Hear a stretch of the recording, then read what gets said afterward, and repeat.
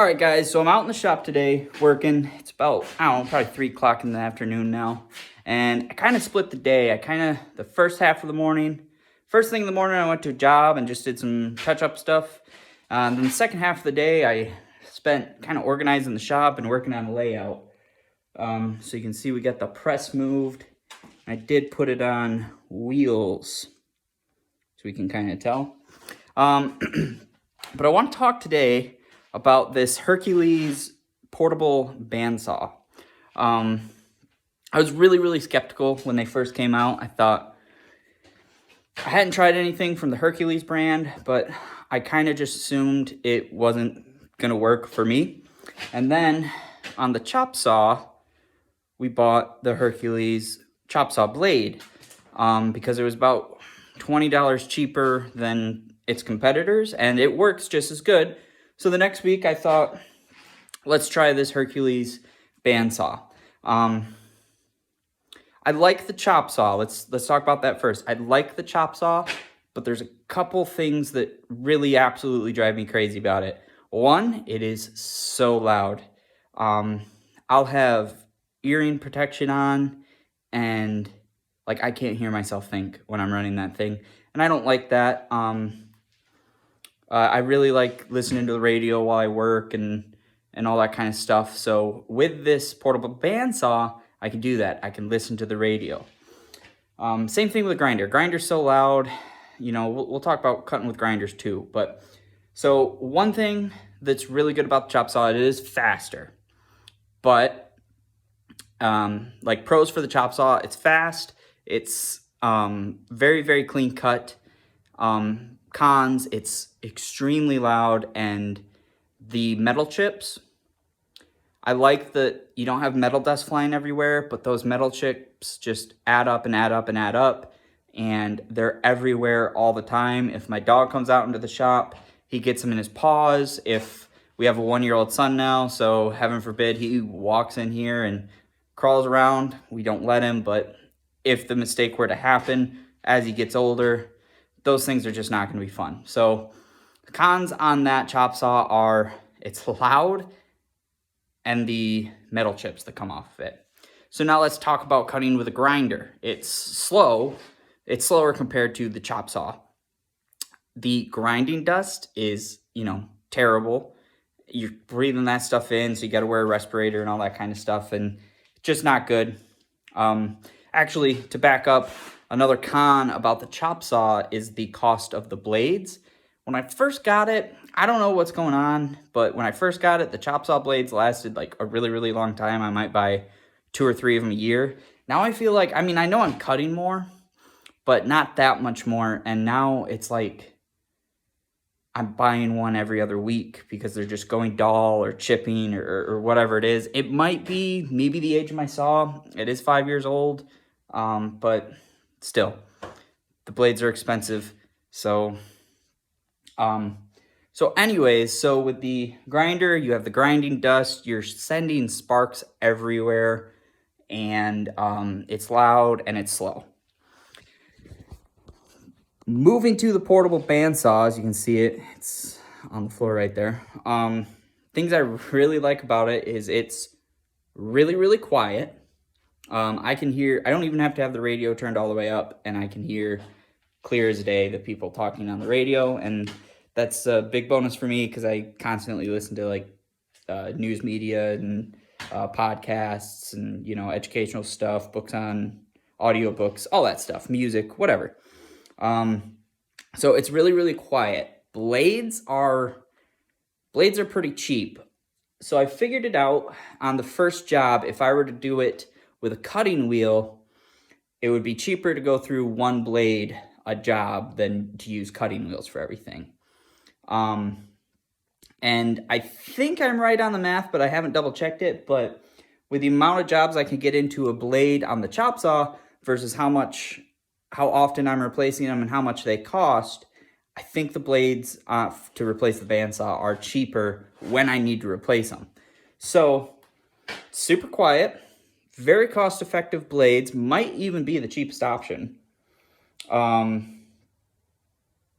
There's no sparks, and there's no chips to deal with afterwards. So the one thing I really hated about using a grinder, and there were just things that like the clamp in the chop saw didn't hold well, so I had to cut them with a grinder. I was constantly getting grinding dust everywhere. I have a super small shop, so that means I'm getting grinding dust in my welding machines. I'm getting grinding dust all over my new plasma table and in the computer and the plasma and all that stuff. I didn't like it. So I've been really trying to look for an alternative, and this has been a super, super good alternative. No grinding dust. It's easy to move around the shop. It's quiet. I really, really like it. And the blades are affordable. And the tool itself was affordable.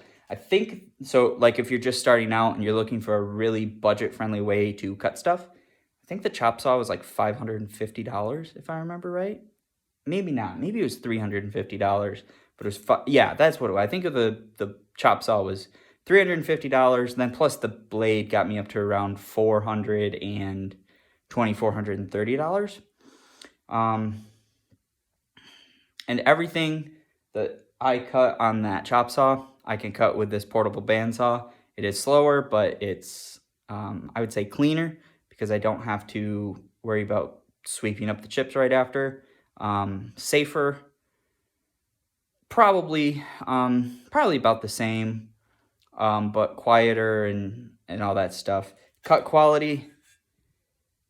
This is, and I haven't like deburred this or anything. This is the cut off that bandsaw.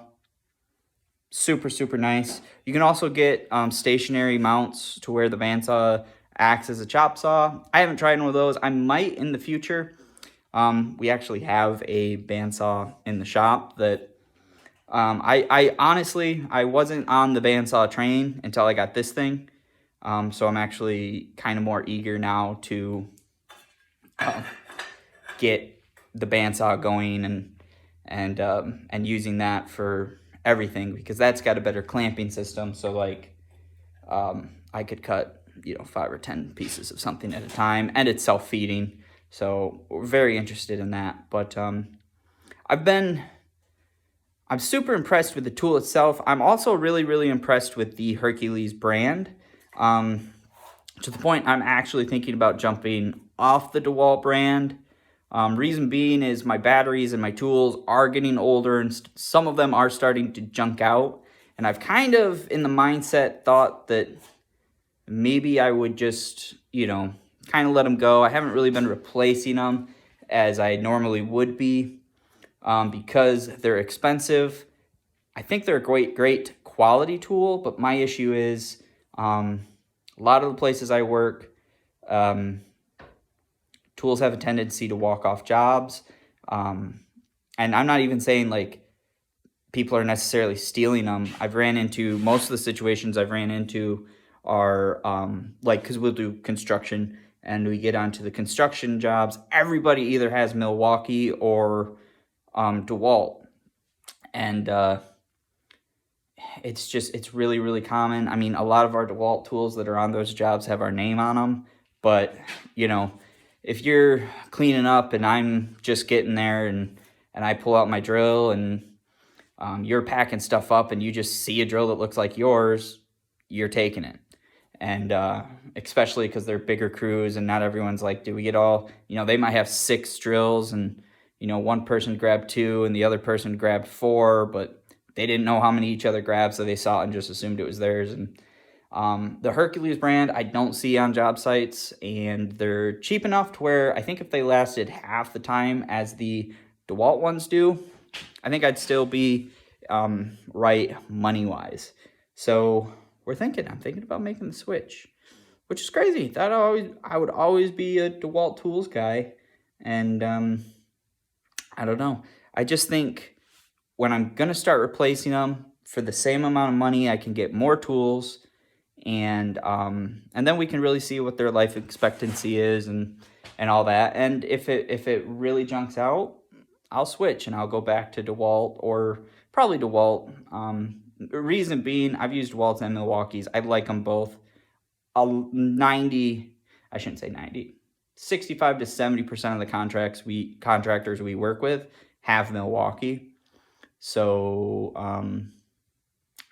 that's just kind of thing. The other thing about like with the mobile truck, and honestly, the reason we don't even keep tools on it that often anymore, we used to have like a job box on it and all that kind of stuff, is some of our roads that I have to travel to get work are so bad. I noticed I was just like replacing tools way quicker than I should have. And the only thing I can chalk it up to, because the power tools I would take off and put on as needed, was the bumpy roads and them just sitting in the toolbox, just bouncing up and down, because some of these roads are terrible. And I would get to jobs and a drill that worked last week, crap. So for that reason,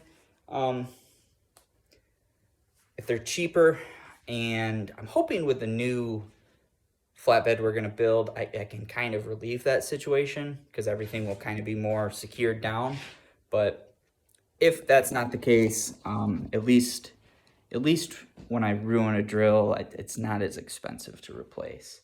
And the other thing is employees. It's kind of looking like in the next year I might have 1 to 3. We are outsourcing a lot of jobs right now, and I'm kind of thinking about switching off and just hiring some employees and doing it that route. Big reason I think that is I'm spending a lot of time working in and not working on. So, and though when I outsource, I try not to outsource any more than I have to, but what I'm realizing is I'm working a full schedule just on projects, and then outsourcing anything that I didn't get to. And instead of designing new products and working towards better profit margins and calling for better resources and things like that, that stuff's getting pushed to the side because I'm just so weighed out on the labor right now. And when I outsource it, it's a headache either way, because when I outsource it, I'm still managing to make sure that the contractors either getting there or doing the work when they say they're going to. And to a sense, it's the same as having your own crew, as that aspect goes, because you're, like the other day they were guys, they were going to show up to a house and do some drywall. And they said, we're usually at jobs by 9 o'clock because they have to drive a little ways. So, okay. So I tell them they'll be there 9 o'clock. Well, at 9:05, they're not there. And I usually rock and roll. I mean, it varies with our son, but I try to be rock and rolling at 8. So here I am. I have to stop my job, the job I'm doing, and they're not there yet. Okay, and then call them and okay, yeah, we're just running late, or forgot we had to get fuel, whatever it is, or they're picking up supplies. And okay, well. And then I always call the homeowner back, just because I could tell them to call them and just say like, hey, we're just running a little behind. But then I don't know if they do, and we try to have the best customer service. So I have to call them, and it takes like a half an hour, and then I have to get back rocking and rolling. So I don't know. It's just kind of something I'm thinking on the rear side of things, is maybe we'll just try the employee route if we can get good ones, and that's a whole other thing in itself. We'll start with one and see how it goes. But to talk about the Hercules tools, the nice thing about subcontracting is I don't have to supply them with tools. They have tools.